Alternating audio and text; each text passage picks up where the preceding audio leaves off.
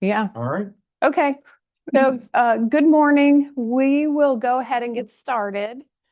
Just for our records, can you let us know who is on the iPhone? Can you type in your name or show your face? What station? Just for attendance.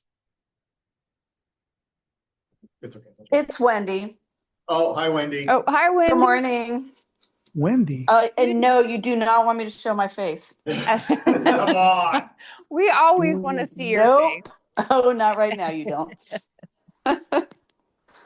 All right. Well, okay. We will go ahead and get started. So my name's Amy Foley, and I am one of the co-founders of the Tri-State First Responder Peer Support Team. We have been doing this work for about 6 years. Just this training on sleep for me is something that I think we should have done from the beginning. I really wish we had been talking about sleep from the day we were founded. But you only know what you know. So here we are today. We're going to get started. This is Pete. I'm Pete Gardner. I am a 20-year full-time with Delhi Township Fire Department. Looking forward to that coming to an end in a short amount of time, as we all do. Eventually we get there. I have been working with Tri-State Peer Support almost since the inception, and I've actually benefited myself from some of the things that we have available to our Tri-State people and the first responders. You're going to hear a lot of information today. Some of it will click, some of it may not click. You may not like some of the things you hear, but other things you're definitely going to like what we have to say, and things that we should be doing in our not only our off time, but while we're at the firehouse. And so we'll get started here, and hopefully you walk away with some information you didn't have before. Now it's not going to go. Okay, try it now. There we go. Okay. Sleep is one of the foundations of our being, right? We need sleep for our bodies to heal, for us to get the rest and kind of get everything recharged for the next day. And we've found through many studies that first responders, and we know it ourselves because we have lived it, right? We don't get good sleep when we're at the firehouse, and sometimes that translates into not really good sleep at home. So what we want to do is give you some things that maybe you can tweak in your everyday at home, and so that also will translate into your days at the firehouse. I know for me, some of the things that I've done to change my sleep habits have definitely transpired into or transposed into the fire department. Never used to sleep, and I'm sleeping now, maybe not as long as I'd like to, but the fact that I'm actually getting into dream sleep is good, and that happens at the firehouse now. It never did, probably for 15 years. So, yeah. Any comments? Nope. Drowsy driving. How many leave here in the mornings, especially drive home, and you're still very tired, right? So what the studies have found is that when you work an 18-hour shift, you will have, and you don't sleep, right? Out of those 24 hours, you're awake 18 of those hours. You will have the equivalent of a 0.08 cognitive ability, just like you're drunk. So what are we doing in the firehouse? What kind of vehicles are we driving? We're driving big ones, 80,000 pound or 80 tons, some of these trucks that we're driving. And we put our lives and our communities at danger when we're not getting adequate sleep. And that's how we're driving. Just some things to think about. And then if you've been up for 24 hours, it is like having a 0.10, which is a step above the 0.08, right? 0.08 is considered a drunk driver in Ohio and most states in the United States. Yeah. Yeah. And we also think, that comes into play related to performance. Like when you're out there doing the job, we all know you guys want to perform at a really high level.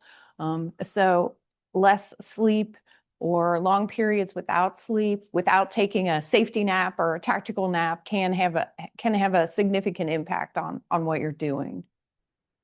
One thing about that, there have been some studies done. How many people use creatine?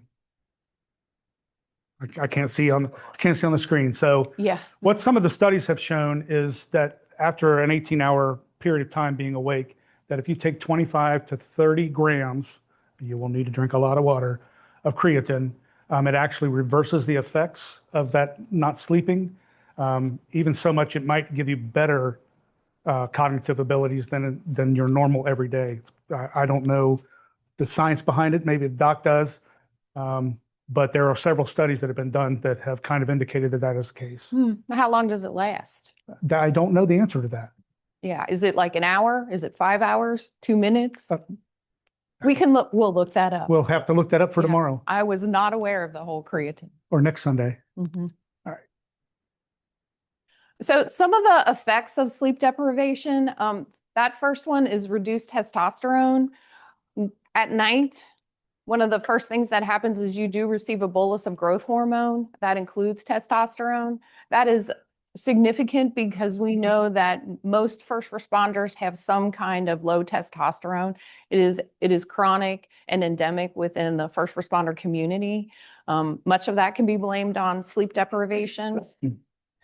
That growth hormone also is what helps your cells fight off infections. So if you're going to get sick or, there's something you need to fight off, that growth hormone bolus fights off that infection. And it also reduces inflammation. So that's inflammation of your muscles, inflammation of your joints. That comes into play when you are like lifting or exercising. We know that you need a good night's sleep in order for your muscles to heal after you have been exercising and working out. The other piece of that is like if you're at work and you wrench your knee or you pull out your back, that sleep is what's going to repair that inflammation that has just happened. So pretty significant on the growth hormone end, and when we see that bolus at night. It also reduces the inflammation when cells replicate and they replicate wrong. At night, we're going to go in and clean all of those out. So if you're not getting a good night's sleep, your chance of getting cancer increases. And I just heard that under the firefighter cancer, they're saying sleep is much more impactful in why firefighters are getting cancer. It's not necessarily the things that you're breathing in or that you're wearing. Right. Our bodies don't have time to fix those things that we're The cancer cell. recipients of in our job. I will speak to this from a personal level. How many of you guys, I can't see the hands, but how many of the guys here work extra shifts regularly, right? Overtime, whatever. We don't have forced overtime at Delhi per se, and we very rarely have overtime because we have what they call sleep credits. However, July of 2024, I had a life-changing event, brought on by myself. And we won't get into too much of that today, but I really shouldn't be standing here talking to you. Let's just put it that way. Part of what led to that was I was working 36 hours on, 36 hours off, 36 hours on, 36 hours off. Your body doesn't rest.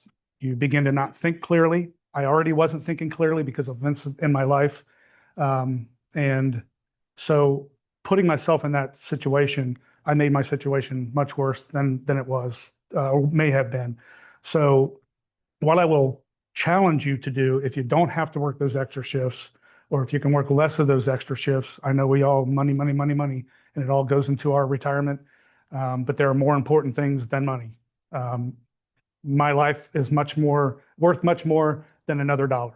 So just keep those things in mind. Yep. I don't know, do you Oh. want to share your cancer experience? Can I speak to the testosterone first real quick while I'm Yeah. thinking of it? So a normal range, correct me if I'm wrong, for a male should be somewhere between 400 and 900, right? Based on age. Based on age. And they use that age thing as we grow older, our testosterone levels go down naturally. To Between some degree. 400 and 900? Mhm. Oh, yeah, because I heard 4, so. 400 and It 900, depends on which 4 to 900, concentration you're looking at. right? Okay. But there's the same number. So when this event took place shortly after the event in July of 2024, can anybody guess what my testosterone level was? A little bit higher than that, 47. 47. That's not a good number.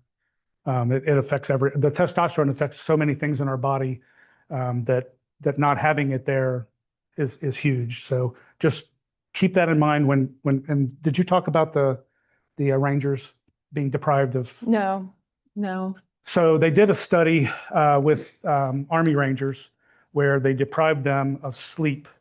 And there was then they tested them before they did this to them, and then they tested afterwards. There was a huge difference between where they started and where they were because of the lack of sleep. Because what happens at the very beginning of our sleep cycle, we make testosterone, and that wasn't being done because they were not sleeping. So Yeah, so could you, just another number. We took they took the Rangers' testosterone levels on day 8 after training on a daily level during the day, but getting a good night's sleep. And then they deprived them one night, 24 hours without sleep, and they tested their testosterone. Can you guess what the percentage their testosterone dropped by in just one night of sleep deprivation? So they said 20%, they said 30%. Anybody online? You not be able to unmute. They may know. Well, I'll tell you the answer. The answer was one night of sleep deprivation and Army Rangers dropped their testosterone by 90%. So just something to think about. okay. You Doc. wanna- Can I use one of the mics? Yeah. Otherwise they won't hear me. Yeah, I mean, for those of you that don't know, back in 2022, I had a life-saving kidney stone, first one ever. But luckily they found at the same time a mass on my right kidney. At the time I was, pretty scared because they also found a spot on my, actually, I think it was both lungs. So for about 2 weeks, I had to live with the fact that I only had about a 5% chance of survival at the 5-year mark. Now, luckily, the spots on my lung were nothing. They were not cancer, because metastatic renal cell carcinoma is really bad, especially when you're young. People my age don't get renal cell carcinoma. It generally tends to be 60 plus years old. And the only risk factor I had was my prior, fire experience and I guess sleep deprivation. Residency, med school, et cetera, it wears on you. Luckily, no metastasis, et cetera. They were able to take out part of my right kidney, and that's curative. Didn't end up having to do any chemo or radiation, but I'm essentially uninsurable now. So I always make sure that my life insurance is paid up every month, because if it lapses, I'm never going to get it again. Every August, I have to go and get a CAT scan to make sure that everything looks good. But because it's an old person's disease, an older person's disease, they don't really know what to do with me. And unfortunately, we're seeing in the fire service, especially, that younger and younger and younger of us are getting it. I mean, I can think of 3 that I know of in the greater Cincinnati area myself that were all either my age or younger when they had their diagnosis. So, sleep deprivation can definitely contribute to it. It's obviously not the only thing, but can contribute to it. So. Yep. Okay. And just kind of going down the list, heart disease and blood pressure, again, related to that inflammation, we want to make sure we get a good night's sleep so that any issues going on with our heart, we can reduce that inflammation in there. Alzheimer's, dementia, and Parkinson's, there is an increased risk because of some of the things that happen within the first couple of hours of sleep, which is cleaning out your brain. For me, I have a story too about Alzheimer's, dementia, and Parkinson's. So my dad is 86, and in 2019, he was diagnosed with significant sleep apnea. He was not hitting REM sleep at all. So they set him up, gave him the sleep apnea machine, took it home. He wore it for about 2 nights and said, I can't wear this. I'm not wearing this. And he didn't. So last summer, he spent about 90 days in the hospital. And at the end of that 90 days, we went and met as a family with a neurologist. He was diagnosed with Alzheimer's, dementia, Parkinson's, and normal pressure hydrocephalus, which is that same thing that Billy Joel has. The neurologist, what she said to my dad is, if you will wear your sleep apnea mask, we can reduce the progression of these diseases by 40%. He still won't wear his mask. 2 days later, we went to see the urologist because he was experiencing significant nighttime incontinence. Like he was waking up all night long, but he really wasn't producing anything. What the urologist said to my dad was, if you will wear your sleep apnea mask, this will go away. Because what his brain is doing is waking him up.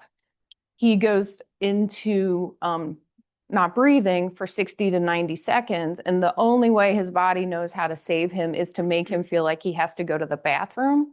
So he wakes up. He's up all night long. He still will not wear his mask. And the ripple on my family has been big. My mom was young. Well, she wasn't young. She's 82, but she was spry. She was out, she was everywhere, going to all my nieces and nephews' games, but she's exhausted now. She's not leaving the house because she's so tired. I have 4 sisters. We have a big family, so we're supported, but I'm just sharing that because the impact on our family has been very, very big because my dad will not wear his sleep apnea mask. My husband, when I say this, because I have said this out with like friends, and he's like, Amy, it's like your fingers out and you're telling people to wear their mask. And I'm like, why, yes, I am. Yeah. We're hoping by the end of this, you'll either take the sleep apnea test, or if you have a mask, that you will be willing to wear it, because it will save your life. You'll go into retirement healthy, and that's kind of what we want.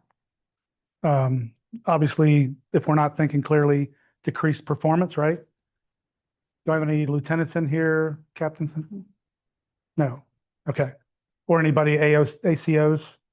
Okay. So you have the lives of your people under you in your hands when you go into a fire, right? Or if you're on the scene of a big auto accident, you're in charge, right? And you're supposed to be protecting them. How are you making good decisions if you're tired? We're not. I've told this when I give a talk that's about 40 minutes. During that period of time, that year or so leading up to last July, I was in charge of people going into fires, and I didn't care if I lived. You add the lack of sleep on top of that, and I'm making even worse decisions, and I've got people's lives in my hands. I'm a much more in a much better place. My people are safe now. But just think of those things, that it's not just us, it's who we have under us that we're in charge of. And we have somebody's family member in our hands. So Yep. Here we go. This is you. This is me. So these are the sleep cycles. Have you all ever seen the sleep cycles, or has anyone ever talked to you about the sleep cycles? Yeah. All right, I'm all in. I love the sleep cycles. So these sleep cycles, I'll just start at the beginning. The first line up there says when you fall asleep. That lasts about 5 to 7 minutes. That's like when you climb in bed, you're tired, you're feeling drowsy. Stage 1 sleep happens obviously right after that if you have good sleep habits. Stage 1 lasts anywhere from like 15 to 20 minutes. And that is the stage where you're obviously starting to fall asleep. But if you've ever had those like leg twitches or arm twitches, like where you're all of a sudden you like move, it's an involuntary movement, that happens during stage 1. Stage 2 is a very, very important stage. And in order to have a full sleep cycle, you always have to travel through stage 2. If we went from like stage 1 down to stage 4, that's narcolepsy. A lot happens in stage 2. It generally lasts as we go in and out of it about 30 to 40 minutes. Stage 3 and stage 4, Both of those are up there, but what the research is now showing is it's really just one stage. So they're calling it stage 3. Stage 3, as you can see early on in the sleep cycles, we are in non-REM sleep for a while. We go through 2, sometimes 3 sleep cycles where we have non-REM sleep, and we're in non-REM sleep anywhere from 30 to 40 minutes during those first couple of hours of sleep. That sleep, I'll show you on the circadian rhythm. That sleep is where that growth hormone bolus happens, so hugely important. The first 2 hours of sleep are really the most important hours of sleep that you can get. If you can always get those, hugely important. The biggest thing that happens in the first 2 hours of sleep, and why it's so important, is that your brain shrinks by 50% in those first 2 hours of sleep. And the cerebral spinal fluid comes up out of the back of your neck and washes your brain out. It goes into your brain, and this is what's cleaning your brain out. So like my dad, he had all of that white sticky plaque on his brain. Like we couldn't even see the brain. It was just covered with that white stuff. That is what is being cleaned out in those first few hours of sleep.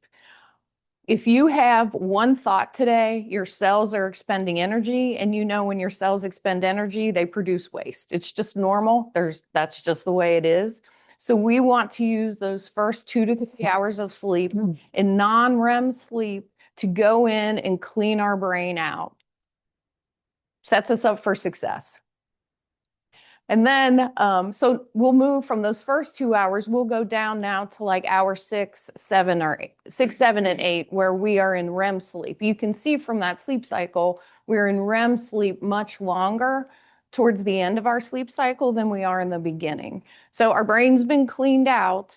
And then at the end of our sleep cycle, that is where we're transferring memories. We're transferring everything out of short-term memory into long-term memory.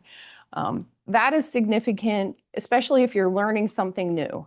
So like, hopefully the people who heard this yesterday, they transferred all of that knowledge from short-term memory into long-term memory. And maybe they took some of the sleep hacks home and decided to maybe reduce their caffeine. Got blackout curtains, whatever it is that they chose to do. So they transferred it from short-term memory into long-term memory. That's for learning. The other way that that is significant is if you all see any kind of potentially traumatic event today, we really need to transfer that from short-term memory into long-term memory. If that gets caught up in short-term memory because you're not getting good sleep, that's where we get PTSD. Technically, after a traumatic event, if you can get 2 really good nights sleep, then we can hopefully prevent you from getting PTSD. It's when people don't get a good sleep cycle and it stays stuck, we start that loop, that PTSD loop. So those are it's just really important if you can to get good sleep after a traumatic event. We're going to go into circadian rhythm here in just a second, but Amy's talked about these sleep cycles that we have. Your first 2 hours are probably the most important hours of sleep that you can get, which she just kind of explained. How many of us on, say, Sunday night when we're at the firehouse, or even at home, Sunday night, Monday night football, how many of us stay up past our normal bedtime so we can watch our game? Right? What you are doing, and because we'll get into circadian rhythm, your circadian rhythm is closely tied to this because your body actually knows what it's supposed to be doing.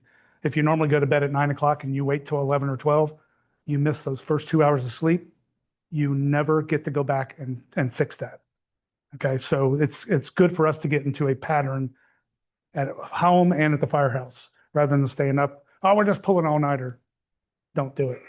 Also, the ending part of it, she talked about the REM sleep at the very end. That's that area window. What happens usually at 4 a.m. when we're at the firehouse? Tones go off, and we're at the nursing home, right? What do we do typically when we come back from those runs? I know what I used to do. We stay up. It's just an hour. It's just an hour and a half. If you can get back in bed and get back into that sleep, it will do wonders for you. I've practiced it for the past, I don't know, 6 months since we started putting this together. Been a game changer. Also, I'll think we'll get into the light in that. Next slide. Yep. So in reference to that, our bodies do have a cycle, a natural cycle. And if we kind of ignore it, our bodies will ignore us, if that makes any sense. It will not like it. In the mornings, what I started doing, and I've done read several things, watched several podcasts on sleep and when you should not do things. In the morning, first thing when the sun comes up, the sun actually has a specific light. When it gets into our retinas, it tells our body it's time to get up. It prepares us to start moving for the day. And then at nighttime, it does the same thing. It tells us to go to sleep. We need to be in the sun. We don't need to be, some of these younger guys get in front of the TV and they're playing their video games, right? And they need to be getting in the sun in the morning and at night. So Yeah, the sun is really the anchor point for the start of good sleep, which seems counterintuitive, but kind of what Pete was talking about. The bright white light in the morning hits our optic nerve and our brain is like, oh, it's morning. Hello, hello, wake up. And then that sunlight in the evening is red. Fire, like a campfire also kind of mimics this too. But that red light in the evening hits our retinas and, it tells us it's nighttime, it's time to go to sleep, it's time to prepare for sleep. The other thing so I'm flipping back to the morning sun now, but that morning sunlight, that bright white sunlight, when we are in the sunlight, we produce serotonin, and serotonin attaches to receptors within our body. And over the course of the day, all that serotonin that we have collected because we've been in the sun, that actually is what turns into melatonin at night. So the two are very much tied together. and triggered by the evening sunlight. And yes, yeah. So when we talk, like, melatonin is something we produce naturally, and this is one way you can get more of it, is to take your coffee in the morning and go stand outside and look at the sun without sunglasses, but don't look right at it. I'm sure there are eye doctors across the region who are like, oh my gosh, Amy, like, don't say that. Don't. Not with sunglasses. Right. You don't want anything shading that sun. It needs to be a direct sunlight. Right. But not necessarily directly into your optic. Right. Next Good. slide. Yeah. So these are the hormones that we release over the course of evening. We have spent a lot of time talking about that growth hormone. So you can see that green line down there. That is where that testosterone and that bolus happens early on in the evening, which is why we want to get those first 2 hours so that we can get in that growth hormone. Melatonin, we talked about that, and you can see how it's kind of flat over the course of the day, and then about 6 p.m. or 7 p.m. melatonin is produced. Like, that serotonin turns into melatonin. The temperature up at the top, how cold, remind me, I forget, I know I asked this yesterday, but are your bunk rooms like bunk rooms, or do you have an individual like place? Individual. Are they individually temperature controlled though? No. Okay. So we keep them super cold. Awesome. The colder, the better. Yes. We have our core body temperature that we hold all day long. But as we are falling asleep, like that stage 1 sleep cycle, our core body temperature is falling. And the temperature range that they recommend for sleep is 65 to 68 degrees. It does need to be very cool in your room. Yep. Cortisol levels. Cortisol amps us up, right? So right before we get up, our body is producing that and peaking at the time we're supposed to be getting up in the morning. And then as the day goes by, it drops. The tones do what? Make our cortisol level goes up. So one thing I will say, I guess we all have active 911, right? I am suggesting to you highly, and I think the doctor would agree with this, when you leave here in the morning, turn that off. Don't just turn off the vibrate, turn it off. You're off duty. Put it on off duty.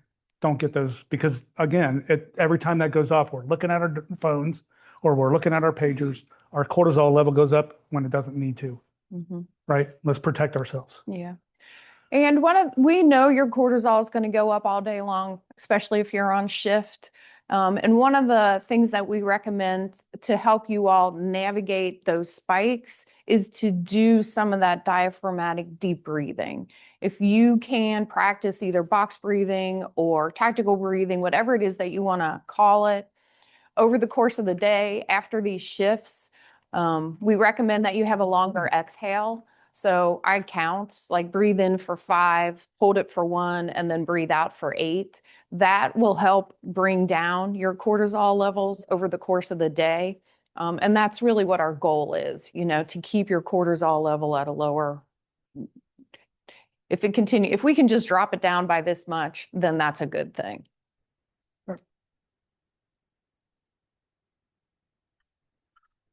Okay, sleep hacks. Some of these work well, some of these not as well, depending on you. Block out your light when you're sleeping. Block it. Get it black, as dark as you can possibly get it. That means night lights, TV, little red lights on the TV, VCR. Well, VCR, I say VCR, showing my age. Everything's streamed now. Everything's streamed now. We don't even use DVDs anymore, hardly. Or as one of my lieutenants used to say, VDs. Like your phone chargers. Yeah. Your phone, make sure your phone Put your is phone face down so that if somebody's texting you at 3 in the morning, and they invariably will, it doesn't lighten up your room. I think the 5 lumens of light is enough to wake you from a deep sleep. It isn't much. So just be cognitive of that when you're looking at your rooms, even at home. Me, I have my bedroom is in the basement completely. I have one window in the basement. It is completely blacked out. And my wife likes this little night light behind the bed, which doesn't really seem to affect me too much because it's low and it's the rest of the room is deep dark. But it's a game changer when you get that light out. I thought, this isn't going to work. It does work. Turn off your phone, not just with the light, but there's no reason why you need that ringer on, even in the firehouse. How many guys have that? I don't even know what it is. Ah! The guy yells. I don't know. Leroy Jenkins, right? It's a foreign concept to me that you sit there at the table eating lunch and somebody's phone is at full blast, and it does the same thing to you that the tone's going off does. Why do that to ourselves? My phone is on vibrate, and the sad part of it is for me is if the person next to me has their phone on vibrate and it's in their pocket, I hear it before they do. Your phone's ringing. What do you mean? Your phone is ringing because it's going bloop, bloop, bloop, bloop, right? I have incredibly stupid hearing. The doctor told me last year at my physical, he said, your hearing has gotten better the past 4 years. It's inexplicable, right?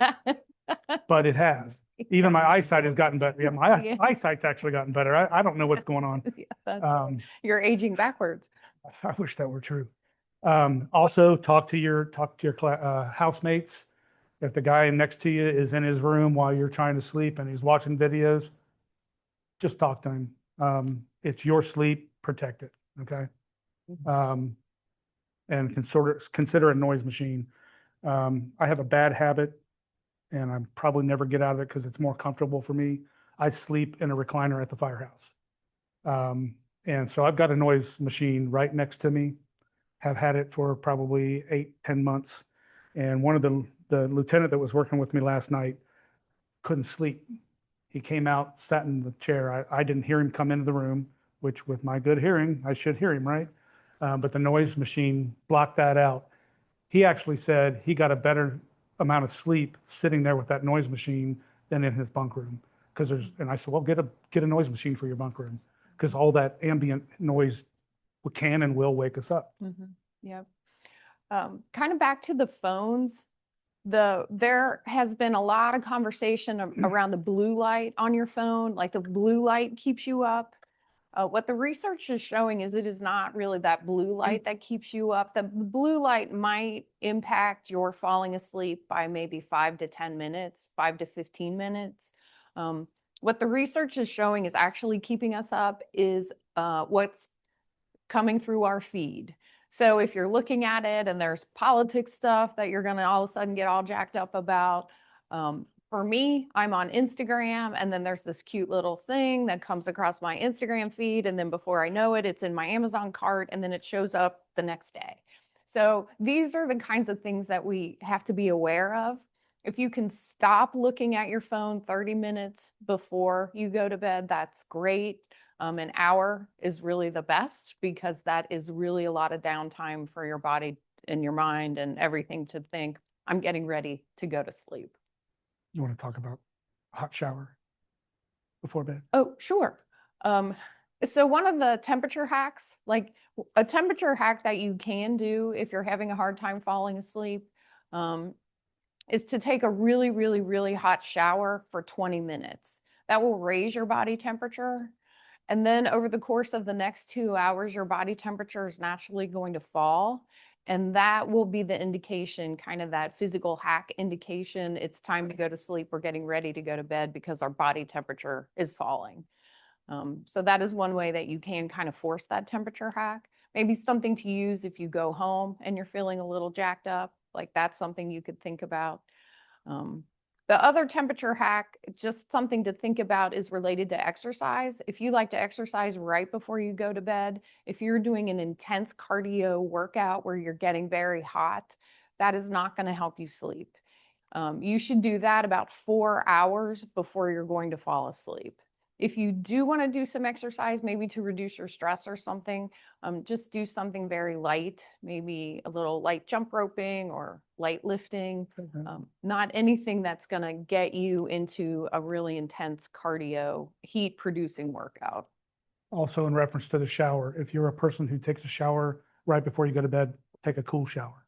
Don't take a hot shower. Take a, not cold, but cooler than you normally would. Yeah. We've already talked about these, the morning sunlight, red lights. Red You light. talk about that because you've got it in your house. Yeah. So in order to help us see the red light with our optic nerve, you can actually buy light bulbs on Amazon that have like a reddish pink top.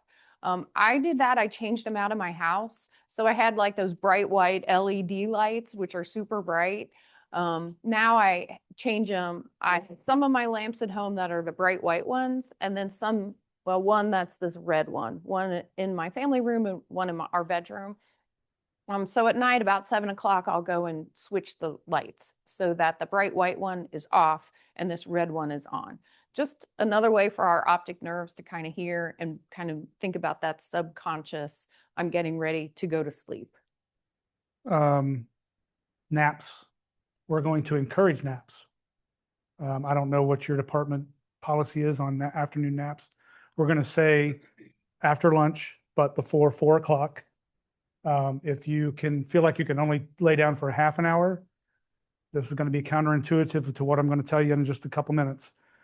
Drink a cup of coffee. It takes about 30 minutes. It has a half-life, it takes about 30 minutes for the caffeine to kick in from a coffee, right? So if you're going to only sleep for a half an hour or 40 minutes, drink a cup of coffee before you go to lay down. You'll fall asleep. That coffee will kick in 30 minutes or so, and it'll wake you up so you can be up or set an alarm. The 30-30 rule, depending on who you talk to, my clinician told me 15-15, 30-30, whatever works for you. Basically, if you can't sleep at night and you're laying there tossing and turning, not a good thing. You're getting frustrated. I know I did because I wasn't able to fall asleep. I got up for 15, 20 minutes. You want to read, say the most boring thing you can. Amy always refers to a refrigerator manual or something of that nature. Read it. It'll help get you in the state of needing to go to sleep. Go lay down. Now. No, no, no. Um, if you still can't go to sleep, get back up, do it again. The studies have shown, and I'm telling you, it works. It took me 2 nights for my body to go, when I lay down, I'm supposed to be asleep. That's a different story at the firehouse because you hard to shut your brain down when you know at some point in time that those tones are going to go off. But at home especially, do this. And if you have that problem at the firehouse, do the same thing. Get up, do something read something for 15, not in the bed, get up and sit in a chair and read something stupid, not on your phone, because then you have a tendency to, oh, well, let's see what's going on in the world today. Just read something that you don't care to read. Maybe a Fire Officer 2 book. So anyway, those are kinds of hacks that we can do. We talked about the diaphoretic breathing. Basically, you're taking in a deeper breath and exhaling slower than you inhaled, right? And longer. Right. And longer. And kind of these are like natural ways to help yourself recognize it's time to go to bed. It's not going to be an overnight fix. It may take a couple of nights, like Pete said, for these to kick in and for them to begin to work. But just keep at it. On the 30-30 rule, if you're an insomniac, that can take anywhere from 2 to 3 weeks to retrain your body, like how to fall asleep at night. What we're really trying to eliminate or help with under that 30-30 rule is that anxiety, like that sleep anxiety where you're in bed and all of a sudden you're irritable and anxious because you know you're not falling asleep and you need to. We're really trying to take that anxiety out of your bed, put it in another room, get you sleepy, and then come back so that you do fall asleep when you're in bed. I always preface this with, yes, it's good for other things, but your bed is for sleeping. You need to train your mind to look at it that way, that when I go to bed, I'm going to sleep. Yay, our favorite. Mhm. Caffeine, energy drinks, and alcohol. Caffeine, we all drink coffee. Drink coffee 1 in the morning and that's it. That's probably wise. Well, Yep, you'll find out yep. it is wise. Yes, stay on that path. So it takes our bodies about 36 hours to fully dispel caffeine in our bodies. It diminishes slowly. It takes about 36 hours. So typically, what do we do at the firehouse? We get in the morning, we have a cup of coffee. We're checking the trucks. It gets cold, we go get another cup, right? And we're doing that up until what time? 2 or 3 in the afternoon, sometimes all day, right? Think about that 36 hours, right? It takes that long to get it out. The other thing with caffeine, amazing how our bodies work. What do we use adenosine for in paramedicine? Slow the heart, right? We naturally make adenosine in our bodies. But when we drink caffeine, caffeine attaches to the receptors that the adenosine attaches to and prevents the adenosine from working in our bodies. Kind of like Narcan, right? Crazy. When I read that, I was like, holy crap, made perfect sense. Doc, you got any comments on that one? No. They wouldn't hear you if you did. Yeah. Well, Well, that's why you have the caffeine crash. Like as soon as you hit that 5-hour mark, when you have stopped drinking, that's why that caffeine crash happens, because that caffeine's off and the adenosine flows in and bam, you have the caffeine. So then you feel like you need another cup because you're like, whoa, I am tired. So we highly suggest that by 11 o'clock in the morning, caffeine is over. That includes caffeine of any type.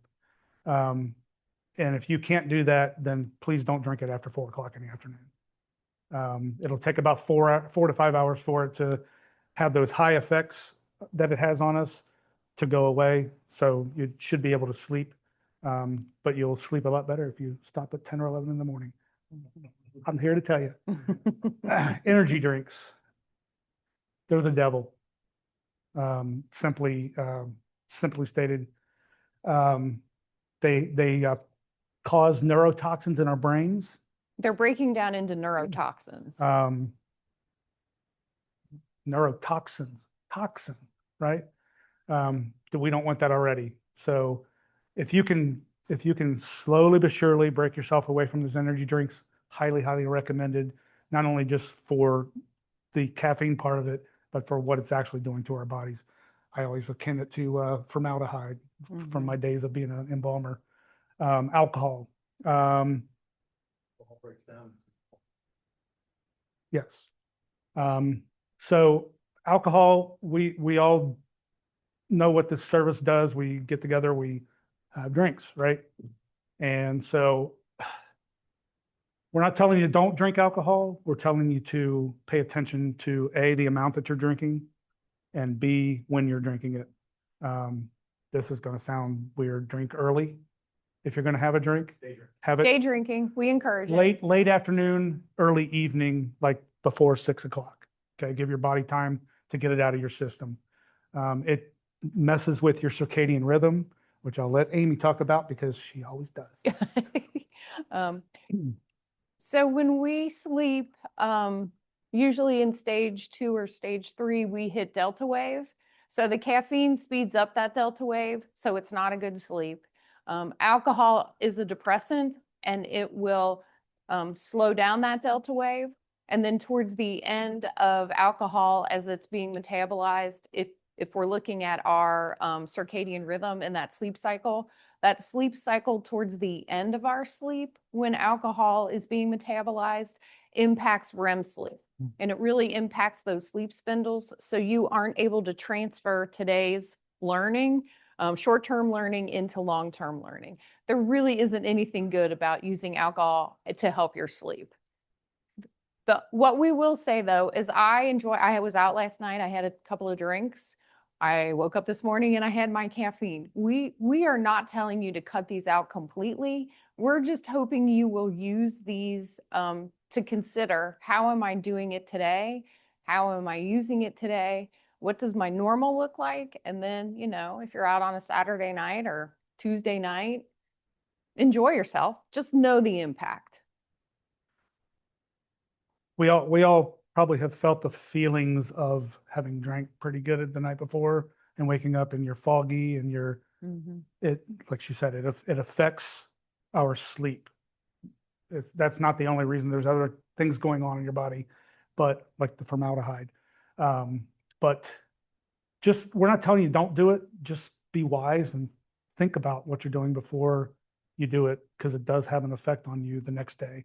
And then that day has an effect on the next day. So it's not a one-time event. It's that's stretching it out and doing it all the time. Yeah.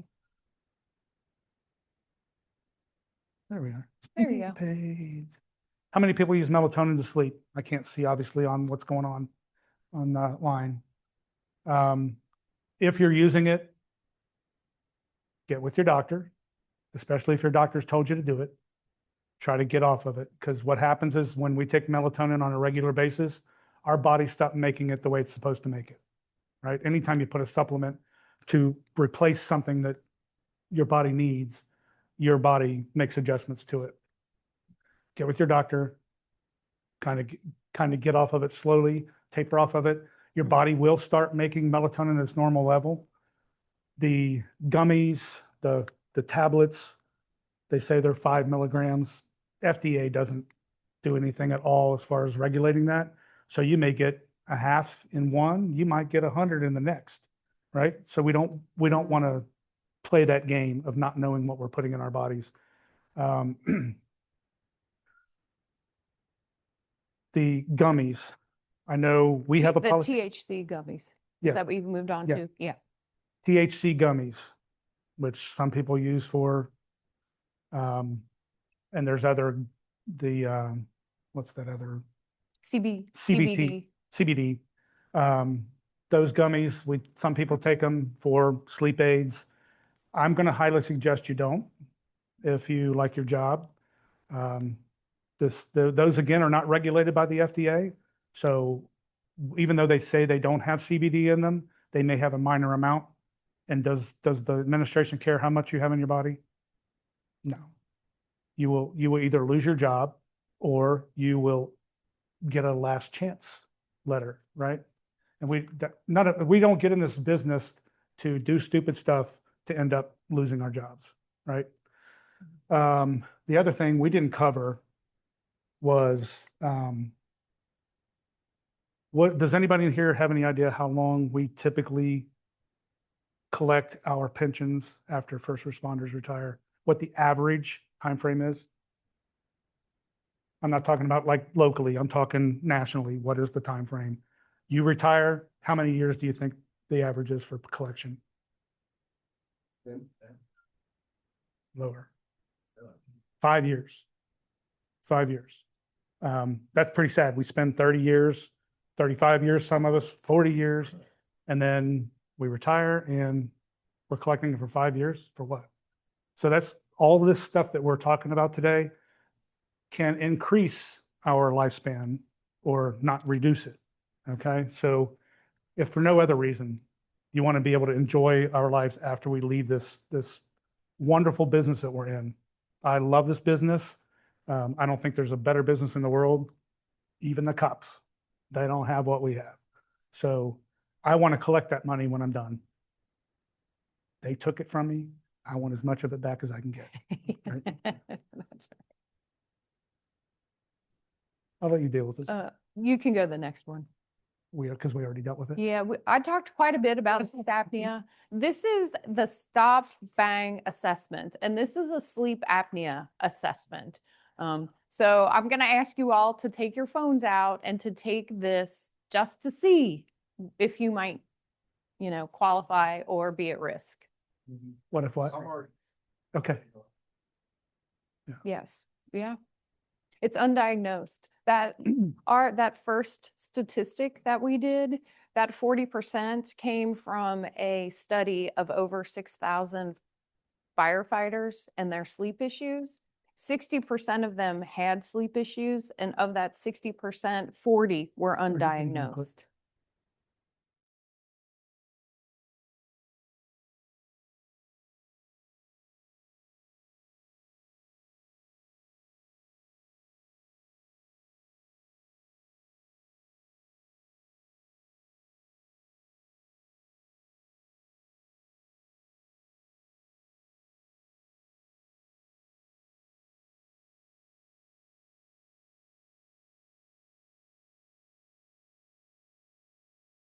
We're doing well on that. Yep. All right, we talked about the sleep hacks. Just make note of some of those. Start instituting 1, 2, see if it helps. If it doesn't help, try something else. Eventually, we'll find something that will help, or maybe multiple things where, like I said, for my personal being, I've done several changes to my sleep habits, and they've been life changers. Mhm.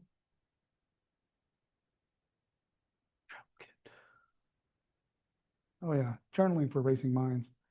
Something else you can do if you're awake in the night and you've got things on your mind, get a piece of paper out, write down the stuff that's in your head, get it out, kind of puke it so that it's no longer there. And those kinds of things do help.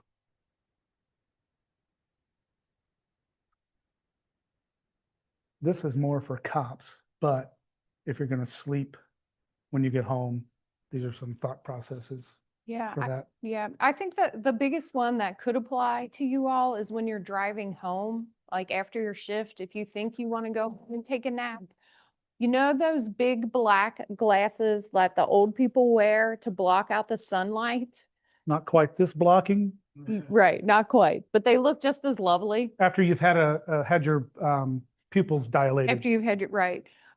The idea behind that is if you drive home and you wear those big black glasses, so you're not getting that bright white light from the sun. And then you could go home and there's a really good chance you'll be able to take a nap.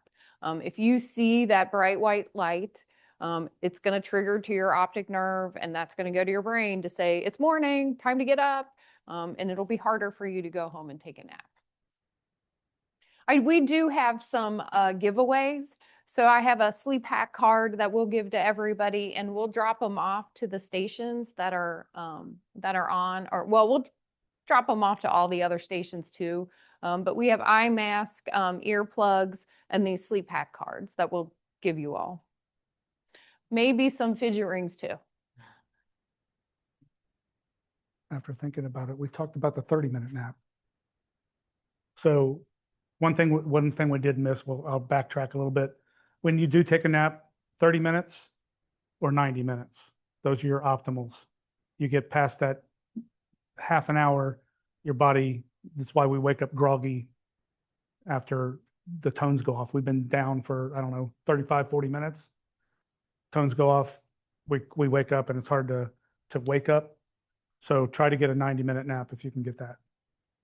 So 90 minutes is your full sleep cycle. So if you can go Hey, through that yeah. full sleep cycle, then you'll wake up refreshed at 90 minutes. It's that 45, 50, 60-minute mark where you hit REM. And when you wake up out of REM like that, that's why you're groggy, you're confused, you're not quite sure what's going on. It's because you're in REM sleep. And you're ticked off. And you're ticked off that you got to get out of there. Okay. Okay.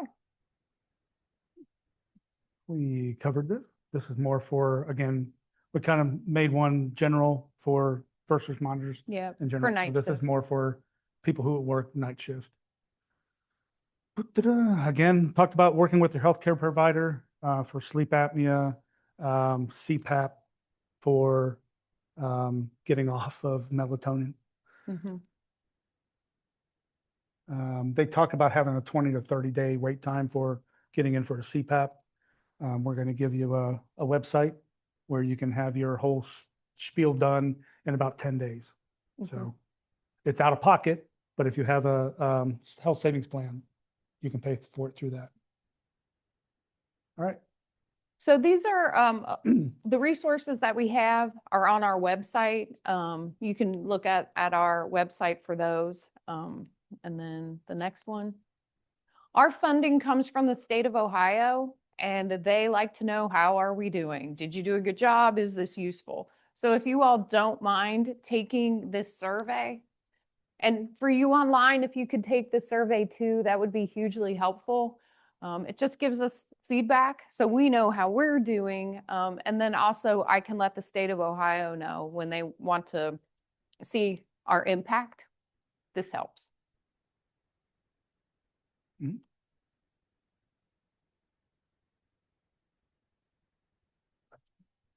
Yeah, questions? Got Anybody them? have any questions? Comments? I don't think so. Thank you.